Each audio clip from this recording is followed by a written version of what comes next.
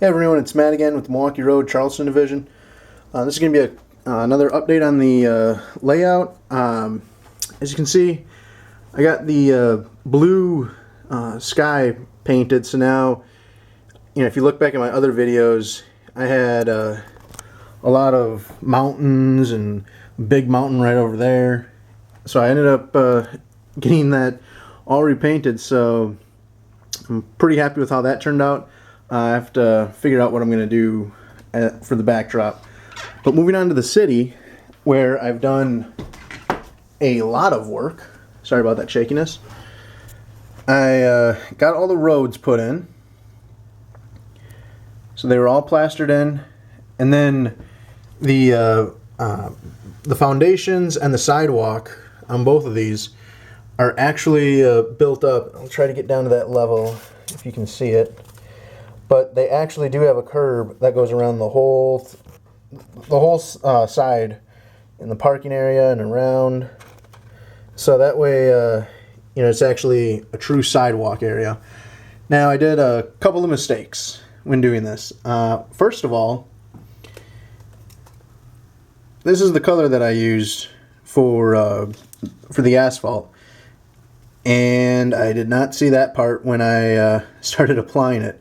So apparently, in my city, asphalt roads are glossy.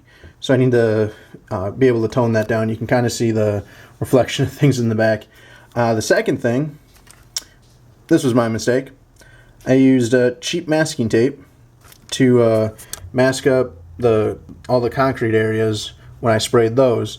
And as a result of that, I have a lot of areas that the paint came right up, so as you can see along there and back here, so I have to touch all of that up.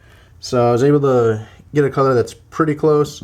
I just have to put a couple of dabs of black in and mix it up. Now for the concrete, I actually used, it is, if you can focus, sorry about that, flat light aircraft gray, and that's by Testors. So I was pretty happy with how that turned out. So I got got everything done over here, and then this is where I have the actual fire station. So the fire station bay is all concrete, and so is the pad. Moving on from there, I got this color. And this actually is going to be painting all my rails. I can show you an example of how they turned out. Now, this is just a light coating of it, but it actually covers it pretty nice, with just doing a quick dust over. And then this is actually making sure I got all the edges all inside and the other side. So this turned out a little too brown for me, but that's going to be how it's kind of hard to see, but it has a light, like a light dusting of the brown on the rails. So I'm going to do that for all my track. Moving on from that, I also got my piggyback yard. I painted up all the concrete in here. As you can see, I got my building now. It's all painted up. The only thing I have to do is I have to paint the foundation going around the little side step, and then there's another side step on that side. Whoop, sorry about that. So I just have to paint that up. This I actually got painted up by my really good buddy Ron. I want to say thank you. It looks perfect on here. So the other thing that I've done to the layout, and you can kind of see it right here, I had a gap right here, and wherever any of the wood met, I ended up putting plaster right over it and then painting it again. So that way it looks very seamless, and in fact, you can't really tell, but right in here, if I come back over, you can see right where the seam is. So it turned out really nice. I'll move the speaker. So it's almost like a flawless, continuous board. The other thing I have, here are my company homes. So I've got a couple of them. Whoop, that needs to get fixed. I have a couple of these painted up, and I have the siding on and the roofs on a few of them. I still have 4 more to go to do that, but all of them need the windows and the chimneys, so I'm painting that all up now. But again, there's the backdrop. I'm going to be repainting all of that again with the sky blue, so then that way that'll all get fixed, make it look a little bit better. And then coming around here, again the skyboard on this side. I'm really happy with how it turned out. So I'm very pleased, and I really can't wait to get the other side done. One big thing that I've done, I repainted the river. Just because I really didn't like how the blue looked, and a lot of rivers aren't actually blue, so this has more of an actual true river color. I've got my canoers, and then right down there I got my dock. Now, of course, that's going to be right at the same level as that, but it's just sitting on the ground right now. But then I've got my little power boat for the farmers, so pretty excited about that. Moving along from there, coming around the side. Sorry about the mess. All the buildings belong on the city, but still trying to paint all that up. And I've decided with this, I'm not going to put in that extra turnout right here. I like how these are. In fact, this guy is actually going to be over by the pile, and I actually have 2 little hopper cars with a semi-truck that'll be getting loaded up there.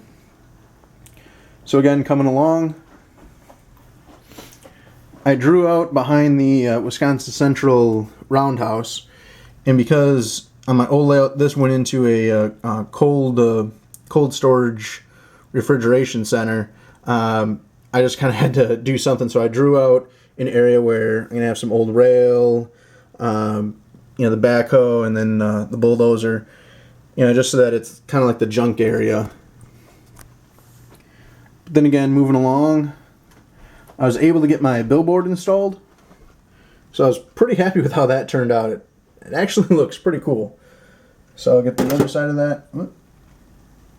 As you can see.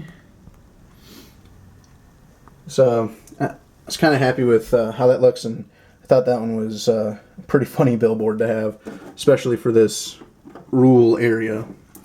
Again, moving along, I didn't get a lot done, all over here, because I've been focused on the city aspect. But I did actually get my my workbench all kind of figured out now, and I'll show that to you in a second. So as you can see, that's my actual workbench, and the way that I have this set up is I have one of my old laptops, and so I have an engine maintenance log, and then I also have a rolling stock maintenance log. So anytime I have an issue, I can put that in the computer, and for example, right here I have the Milwaukee Road. It was a GP38. It needed couplers. I ordered them on October 28th. Cost me $19.30. Right now the engine's out of service, and it's on the workbench, and there the engine is itself. So I was pretty happy with how I was able to get this all set up. But then moving on from my workbench, now here is my computer bench, and this will have all my CTC on it.